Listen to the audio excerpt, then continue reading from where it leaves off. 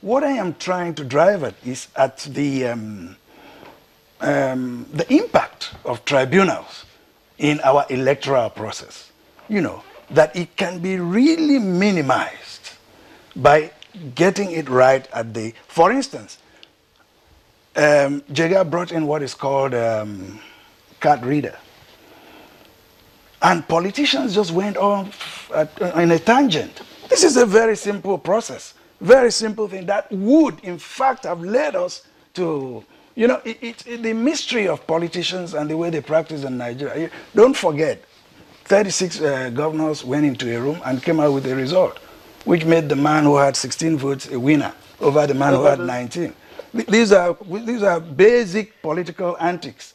But if you now introduce more and more and more, I would ask the lawyer, what would have been the thinking behind our electoral law or electoral practice? Can you just hold that thought, please? We have a caller on the line. Ibrahim from Lagos.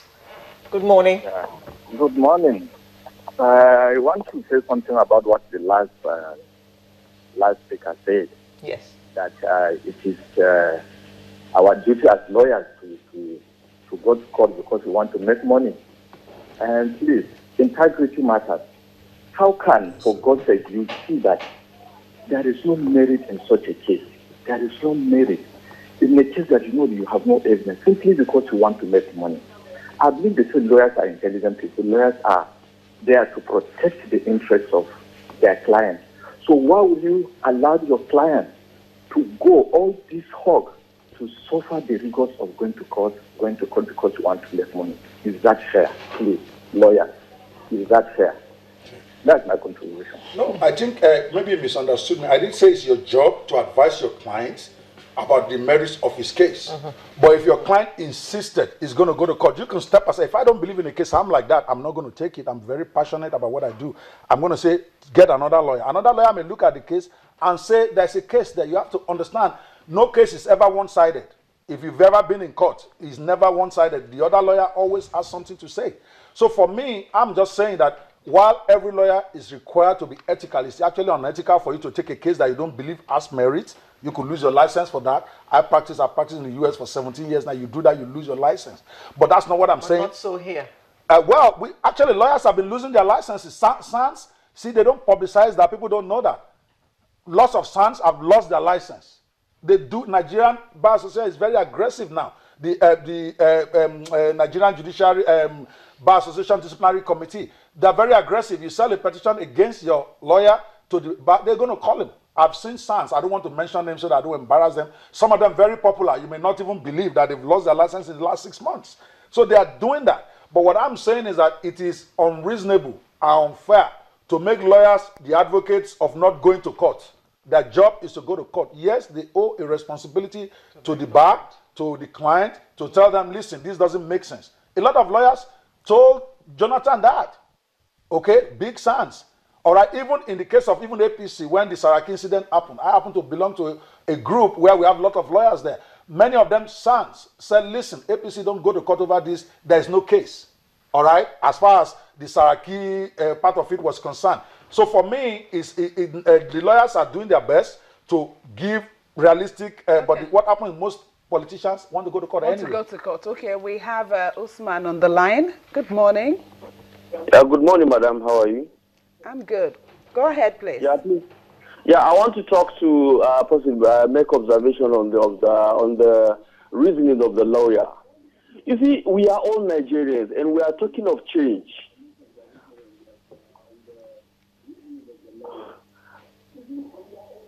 Usman?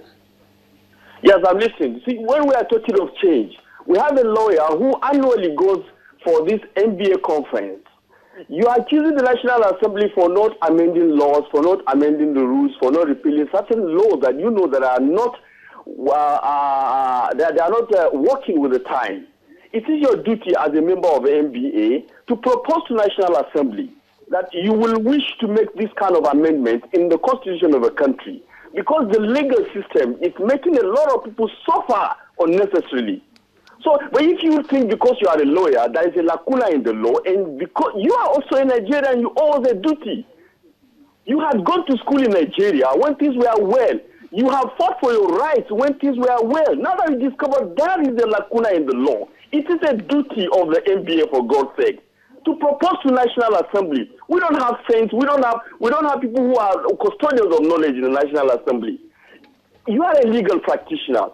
Write a proposal to your member representing your constituency from what state you've come from, proposing these changes in the Constitution. That would be better than to sit there because there's a lacuna in the Constitution. You can use that to make money. If all of us are going to make money, then why are you blaming politicians? This one will say politicians are going to make money. Here we have a lawyer who is a young man comparatively going into to practice only to make money. Money is not our ultimate. Yes, you get the money, but you don't have the use. Then why do you have to make the money? For crying out loud, let us be Nigerians. We want change. And this change is not a game of one person. Thank you. We have. Thank you very much. Thank you. Please tell him that. I don't know if you are listening to me. I said the NBA had made the representations to the National Assembly. Go to the NBA site, you will see it there. It's not even this year or last year or 5 years ago. They've been talking about it. The National Assembly is the one that has not passed the law. So you need to listen well, all right?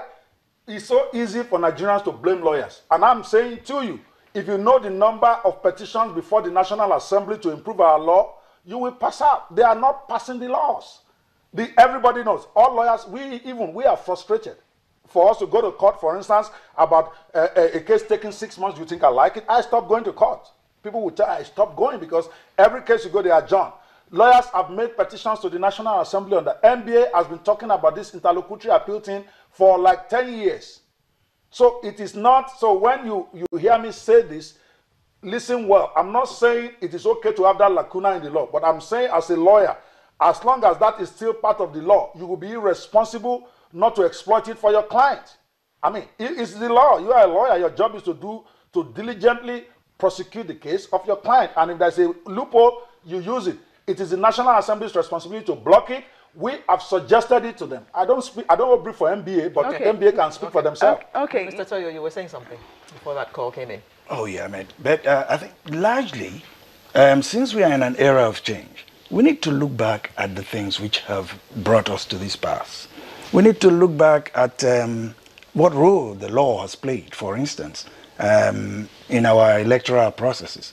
You need to look back at how much it has infringed on our development politically, and how they haven't, like has just been pointed out, been in a hurry to make it work. 2-3 weeks ago, we were watching the election in Kyrgyzstan, some republic like that, which was in the Soviet Union. And just sitting on in front of the TV, I could see how the flow of that election. They have their national ID card. You go there, the national ID card identifies you. You place your biometrics.